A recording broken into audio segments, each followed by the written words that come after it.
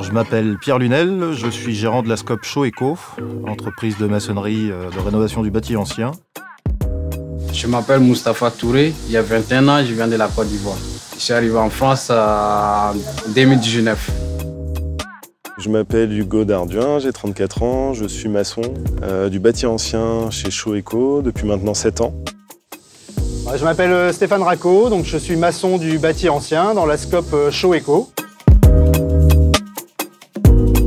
C'est à la base 3 associés qui ont décidé de s'associer ensemble sous forme de scope. Donc Chaux-Éco, c'est des rénovations de bâtis anciens principalement, des possibilités d'isolation avec des mortiers type chaux-chanvre ou terre-chanvre. Et on propose aussi de faire du chantier participatif, c'est-à-dire que le client peut travailler avec nous sur les chantiers. Et dès le début, on a été tourné vers les matériaux écologiques. J'ai fait un CAP, BEP, Bac Pro, construction bâtiment gros œuvres.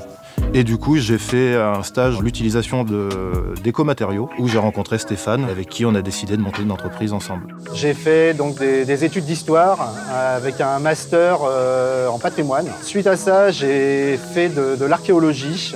Après coup, j'ai fait de la restauration de peinture murale en monument historique. Et c'est comme ça que je suis venu en fait à l'utilisation de la chaux, parce qu'on faisait des restaurations de peinture sur des enduits donc faits à la chaux. J'ai cherché à m'orienter vers un métier, donc du coup il a fait 2 stages, d'abord à la peinture. Après je suis arrivé à Chaux-Éco, il a fait un premier stage. Il y avait plein de choses, vraiment ça m'a plu. Donc comme ça j'ai intégré l'équipe de Chaux-Éco en 2019. J'ai fait un master en sociologie et puis je suis tombé sur le métier de maçon du bâti ancien un peu par hasard. Du coup, j'ai rencontré Stéphane en faisant des stages au cours de ma formation. Ça s'est très bien passé. Du coup, il m'a embauché en CDI et associé de la Scope. Voilà, depuis maintenant 7 ans.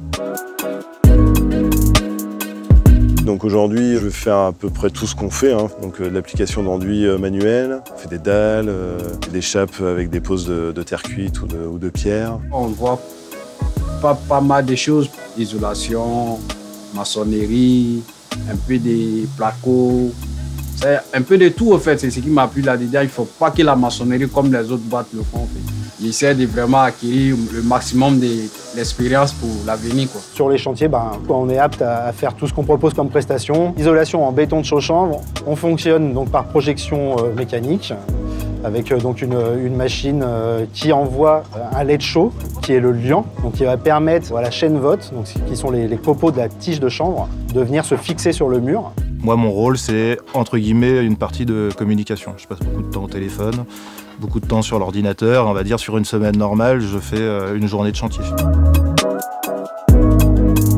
On cherche des nouveaux matériaux beaucoup moins polluants, biosourcés. Là, par exemple, on travaille beaucoup le chanvre, qui est une plante qui est magique parce qu'on peut tout utiliser dedans. Elle nous sert en fait de capsule pour de l'isolation. Les matériaux sont mieux connus, donc il y a une demande plus forte de la part du public, avec des filières qui se développent, entre autres la filière chanvre. Après, on va se poser la question sur les matériaux. On se pose notamment l'utilisation de quelle chaux on va prendre pour monter un mur, parce qu'on sait très bien qu'il y a des chaux qui sont plus ou moins écologiques en fonction de la manière dont elles ont été produites. Enfin, on fait ce qui se faisait avant, sauf qu'on essaie de trouver des techniques qui nous prennent moins de temps. C'est de respecter l'environnement. Si chacun fait un petit pas, on va à la longue envie de changer des choses. Donc on pense aussi à l'avenir, à les enfants qui vont venir dans le futur. Je pense qu'il faut beaucoup de sensibilisation parce que le problème c'est que c'est un manque de prise de conscience. Il y a des possibilités de faire mieux avec des matériaux plus sains. Il faut que les gens se forment, que les centres de formation aussi développent des formations adaptées sur ces nouvelles techniques. C'est beaucoup plus intéressant de faire son travail en se disant qu'on fait du bien à sa planète. On ne reste pas inactif face à ce qui nous arrive. Et pour moi, ça, c'est l'essence même des écomatériaux et de la transition énergétique.